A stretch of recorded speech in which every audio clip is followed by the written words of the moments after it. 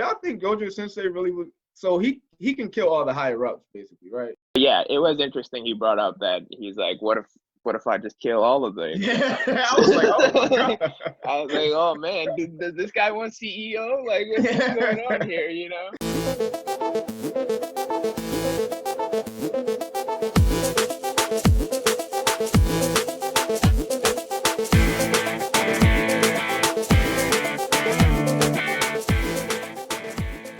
Yo, what's up, guys? We are Chopped Anime, 3 of the almighty Chopped Anime. I'm Cuervo.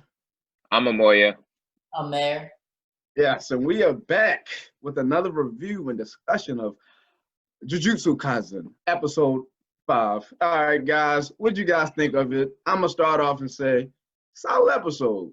Very, very, very solid. It was good. I'm liking the direction of this show. I'm liking where it's headed. This episode wasn't as hyped as the last episode. It didn't deliver what I thought it would deliver, but it was still good because it let me see, peek into the bushes, where it's going next. So, what you guys think, Mayor? Yeah, this episode was definitely fire still, like as we were predicting last time. So one thing that I just got to go out and say is that I remember last time I was talking about how wondering if Gojo Sensei was actually the strongest. So it's pretty much confirmed that he is the strongest. So he's the top tier to really look to. And this is some commentary that I've also been reading about in the anime community for this show, is that people really appreciate the power scaling in this show. They know that Gojo Sensei is essentially the ceiling for all the Jujutsu sorcerers. And so on the other end, you got to ask, is Sukuna the strongest curse? So going back to episode 2, Gojo Sensei calls Sukuna the king of all curses. Yes. That doesn't necessarily mean that Sukuna is the strongest. It could mean that, but I think we can, safely say that he's probably like up there as one of the strongest. So we pretty much have 2 power ceilings, and that's what that priest was talking about. That was an interesting, he was an interesting character. We don't really know much about him, but he was kind of on the villain side there, pretty much setting up, the antagonist role of this show, basically saying that, okay, you got to take out Gojo Sensei, the strongest one, and get the strongest curse, potentially the strongest, the king of all curses, Sukuna, on their side. So that was pretty.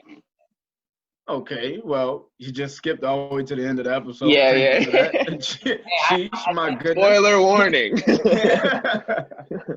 All right, boy, what'd you say? Yeah, I agree. I mean, there wasn't too much action, but it did help move the plot forward. I think, the show did a good job so far of opening up the show, little by little, and not kind of like what God of High School did, where they just opened up the box and said, all right, here's all the information. Do whatever you want with it. So, I definitely appreciate the show kind of starting to open up the plot now. There's more character development going on. Definitely like where it's going so far. So I guess we can start out by kind of, summarizing what happened at the beginning of the episode, right? So it's kind of as we predicted. Yuji couldn't switch back with Sukuna. So Sukuna's kind of going a little rampant. He ate the third finger. It seemed like he got a little more powerful. He just ripped, Itadori's heart out and just threw it on the ground. That was. I did not expect that. That was definitely a crazy move that I did not see coming. I was initially predicting that as Sukuna was talking, he would recover his heart already, because we saw the arm get regenerated. So there's definitely some sort of regenerative power that Sukuna has, that he could just grow back things. Yeah. So the fight was pretty good though, between Megumi and Sukuna. Orochimaru had a little appearance. You saw the snake pop up. Yeah. I couldn't help but think about that.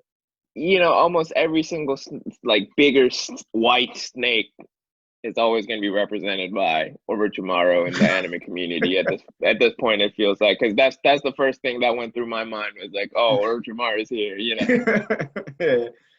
Sukuna's basically body slammed Megumi and his bird, both of them through a building. So I kind of have a problem with that, right? Because these guys are supposed to be somewhat humans, but you saw him get tossed through multiple trees. You know, he was bouncing off of those top of the roofs of those buildings, and then he got smashed through a building, and he was still able to move. I was actually thinking about that when I saw it. I said, so are these people who possess cursed powers or whatever, are they actually I guess they're technically superhuman in a sense that they can access these cursed powers, but I didn't think they're like, I didn't think their body strength, stamina, all that sort. I didn't think that came along with it. Well, clearly, and I'm sure we'll see this later and we'll figure this out. Yuji is clearly some type of superhuman type of person because he's been punching through concrete walls and all this stuff. And even when he did that, the girl was like, "Whoa, what's wrong with you? Like, what are you like? Something's not right." And it doesn't seem like he was using curses either. You know? Yeah, he's just using brute strength in everything he does.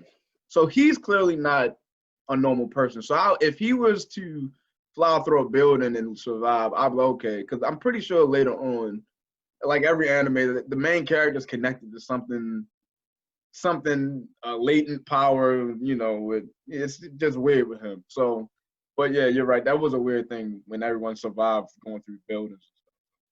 But yeah, he took out the heart. That, you know, basically just kills the guy. I didn't understand did Mugami actually defeat Sukuna, or did Yuji just wake up coincidentally at the right time? I was actually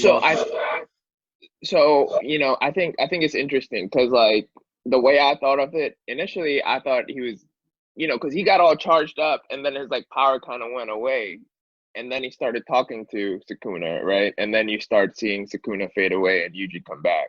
So I think what happened was, like, he understood that, you know, whatever the curse was, you know, it needed to get released. So that's why I think he started talking about why he saved them. Because, like, maybe he thought that, you know, Sukuna had greater strength on Yuji was because he had this, like, I don't really know how to describe it, but almost like, oh, you know, they needed to save me. Why did I get saved type of question.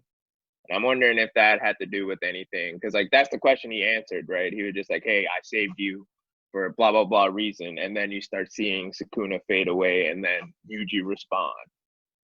So it's kind of interesting how that worked out. Because, he technically, yes, I think beat him. But, like, it wasn't like a physical thing, you know? I feel like whatever he said sparked, you know, Yuji maybe to, like, regain his consciousness back and kind of have enough power to switch back with Sukuna. That's the way I took of it. I don't know how you guys felt about that. Yeah, to me it seemed kind of like, so Megumi had this conversation with Sukuna and basically kind of telling him, like, okay, this is why. I'm pretty sure he said it out loud. I don't know if he was just thinking all of this. I mean, maybe some of it he was just thinking and some of it he said out loud, but he was kind of giving off that, you know, this is why he does it, why he does what he does. And there was a key line there saying that he's a jujutsu sorcerer. He's not a hero or anything like that. And so I feel like that kind of sparked some thoughts in Yuji's mind as well. Like, because Yuji was always, before Yuji let Sukuna take over, he was kind of thinking in his head, like, okay, you know, what's up with this? I really don't want to die. Why am I doing this? Kind of. He kind of had those thoughts. So I think something that Megumi said really sparked some motivation in Yuji to have that drive to really just take over and just accept death. So yeah, you know what? That makes more sense. I think that's the one. We're gonna go with that. Go with that. All right. Yeah, we'll go with that. Good analysis, Mayor. So, all right. So now we move to the part where, all right. So, Yuji dies, Latum. All right. Shout out to Fire Force. Now we go to this guy who is going to a restaurant or whatever. It's a cafe. Yep. I'm sorry, a cafe. He's going to a cafe and he's discussing basically New World Order with this curse or whatever, right? And as to Mayor's point, like he said in the beginning, we basically confirmed just how much of a bad man Gojo Sensei is, just how much of a threat he is in this universe here. All right, so basically, the curse brought the guy there, and he's like, I want to reverse the current position of human and curses. All right. They feel that since humans are so flawed and they have positive and negative emotions, and so they're like, flip-floppy phonies, basically, and that curses are born from just straight up negative emotions such as hatred and hostility. Yeah. So, and he said those are considered to be truths without falsehood. They consider themselves pure beings. Yeah. Right? Yeah. So they basically want to become the hunters, not the hunted. Basically, they want to flip roles there. And my boy says we can do this with 2 conditions. All right. Number 1, we gotta get Gojo Sensei out of here. Yeah. We have to completely remove Gojo out of the picture. He is such a threat that they say basically we have to just get him out of there. We don't stand. Yeah, they don't care about no other sorcerer. They just said, "Hey, this guy, he gotta go." They picked one guy. And earlier, just a question: do y'all think Gojo Sensei really would? So he can kill all the higher ups, basically, right? Yeah. When he said, should I just kill all the higher ups? Remember he said that? I didn't get that dynamic either. So like, there's almost like a higher executive branch of the sorcerers. Like, is that what I'm kind of understanding? And they it's like a company, I guess, a business. Right, like kind of like he's an employee. He's not really. It's like the government, basically. He's just on a different scale of. Right. It's not based on power, clearly. Right. It's just based off position. And it's kind of like the Hero Association in One Punch Man. I feel right. Right. Like it seems like they have some execs running it, and then they have actual heroes. And same thing with the sorcerers. It's like some people running it, and then the actual sorcerers. Yeah. But yeah, it was interesting. He brought up that he's like, what if I just kill all of them? Yeah, I was like, oh my God. I was like, oh man, does this guy want CEO? Like, what's going on here? They might not have to get rid of this guy. He might just switch sides. Yeah. Yeah. So those are the 2 conditions. Oh, the second condition. I didn't say one. They want to get Itadori / Sukuna on their side because obviously Sukuna is like the legendary curse. So that's kind of, I guess that's the direction that they're going. And you see that Itadori is still alive. Still, he's not dead. He doesn't need a heart apparently to live. So and also there's a tournament now. Guys. Tournament? Is that a tournament about to happen next? Yeah, so they called it the Kyoto Sister School Exchange event. That's a weird way to call like, a fighting tournament, like that thing, right? Like, it seems like it's a tournament between the different technical schools, where second and third years kind of participate. They talked about how like sometimes it's different competitions, but most of the time it's been individual battles and team battles between the schools. So looks like they're trying to come up with a 3-man team. And go to this exchange event. Man. Yeah, it's we also got some new characters out of that too. We finally got to meet second years. So the second years seem pretty interesting. Especially the panda, which I like how they just gave no other description other than panda.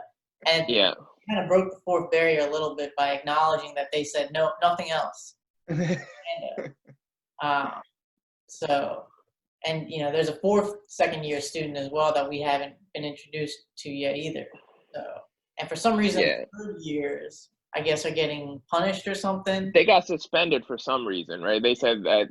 So that's the whole reason, I guess, the second years came to Megumi and Nobara was to try to recruit them for this event because all the 3rd years for their school are suspended. Yeah. We're not sure why, right? Right. They must have broken some kind of school rules, the Jujutsu sorcerer school rules. So I'd be curious to see what rules they broke to get suspended.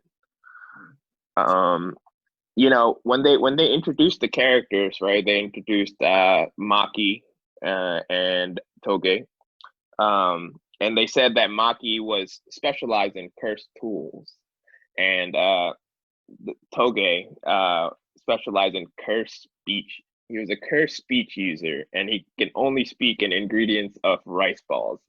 That is such an interesting curse to me, and I don't get how that works. You know, because like he did mention like ingredient in rice balls as like when they were conversating. I don't know if you guys caught that, but Yeah, I found that very interesting. He said something flakes, right? I thought fish flakes or something. I was just like, what does that mean? It was Batani flakes or something like that. He was just yeah. like salmon, Batani flakes. He was just saying rice, and I was like, "What is happening?" I didn't know Right. what they were talking, what they were doing. It seems like that's his cursed power, is like he speaks in those terms, but like, what do those terms mean? You know, like does that mean danger? Like, I don't know. So, but overall, episode 5, I think we all liked it. You know, didn't have too much action, but you know, moved the story forward. So we're excited to see what happens in episode 6, because they kind of set it up to where it seems like our guy Yuji Itadori is gonna wake up, and you know, at the end of the episode, they did a pan shot into the hole that Sukuna made to rip out Yuji's heart, and they had pretty much Sukuna chilling on this weird throne-looking thing. And well, I think they're definitely going to eventually get to the point where Sukuna is going to do something for the humans and not the curses.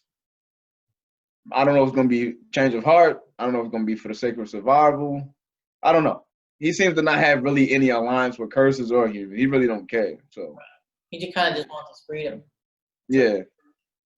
Also, I did rewatch a part of episode 2, and so I found out that Gojo Sensei actually said that they have 6 fingers already. There's 20 fingers total. All right. And Sukuna already ate 3, right? Yeah, right. He has 6, but why Sukuna only eat 3? What? So Yuji already ate 3, including 2 that they didn't already have. So I don't know if that 1 is part of their 6 or not, but it could be. So currently, so I think there's 8. Yeah. I think we have 8 to 9 fingers already. And it seemed like the bad guys actually had the fingers or knew of the finger, right? Because they were talking about, oh, should we have wasted a Sukuna finger, right? You know, on the special grade or whatever. So it seems like you know, our bad guy, which we don't know the name of yet, but it seems like he has 3 curses that he talks to and is plotting with. They seem to have more fingers, it seems like, because they're using it almost as like an ace card to have a really strong curse. Right. Well, that was episode 5, right? Yeah, I guess that wraps it up for episode 5. Looking forward to episode 6. I sure am. Yeah. Let us know what you guys think in the comments. If we got anything wrong, you guys have any thoughts of what we said, let us know. Like, comment, share, chop the anime, and subscribe. Oh, subscribe.